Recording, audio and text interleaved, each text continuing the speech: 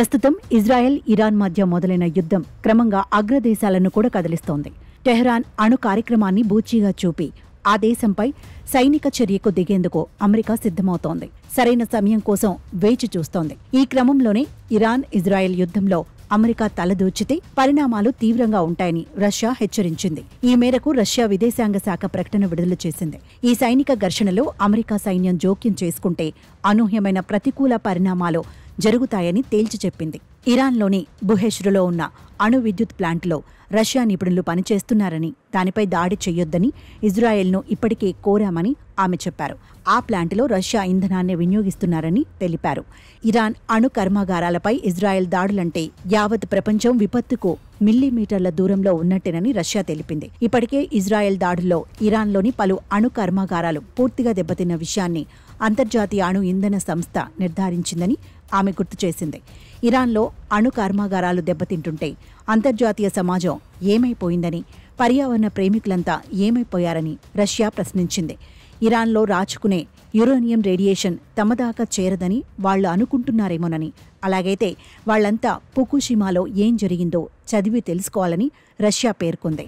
Iran, Israel యుద్ధంలోకి ప్రవేశించాలని ఊహలో కూడా అనుకోవద్దని అమెరికాకు రష్యా ఉప విదేశాంగ మంత్రి సెర్గీ రబ్కోవ్ వార్నింగ్ ఇచ్చారు. ఇలాంటి ఆప్షన్ల గురించి ఆలోచించడమే మానేయాలని ట్రంప్కు ఆయన సూచించారు.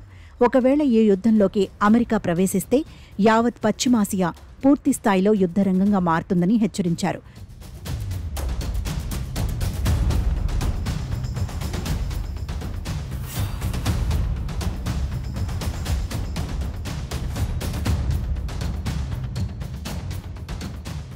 మరోవైపు ఇరాన్, ఇజ్రాయెల్ యుద్ధంపై రష్యా అధ్యక్షుడు వ్లాదిమిర్ పుతిన్తో యుఏఈ అధ్యక్షుడు Mohammed bin Zayed Al Nahyan ఫోన్లో మాట్లాడారు.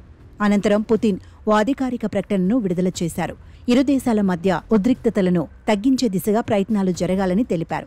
ఇందుకోసం రాజకీయ, దౌత్య మార్గాలను వినియోగించుకోవాలని సూచించారు.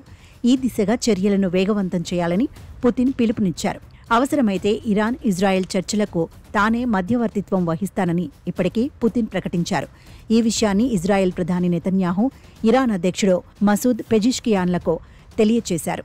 మరోవైపు Iran supreme leader Ayatollah Ali ఖమీనీని హతమార్చడంపై స్పందించేందుకు పుతిన్ నిరాకరించారు. ఈ అంశంపై తాను చర్చించాలనుకోవడం లేదని స్పష్టం చేశారు. అది తాను కోరుకోవడం లేదన్నారు. కాగా పుతిన్ వ్యాఖ్యలపై అమెరికా అధ్యక్షుడు డొనాల్డ్ ట్రంప్ స్పందించారు. ఇరాన్, ఇజ్రాయెల్ మధ్య మధ్యవర్తిత్వం చేయడం కంటే ముందు ఉక్రెయిన్తో జరుగుతున్న సంఘర్షణపై మధ్యవర్తిత్వం చేసుకోవాలని సూచించారు. ఆ తర్వాత దీని గురించి ఆలోచిద్దామని పుతిన్పై ట్రంప్ వ్యంగ్యాస్త్రాలు విసిరారు.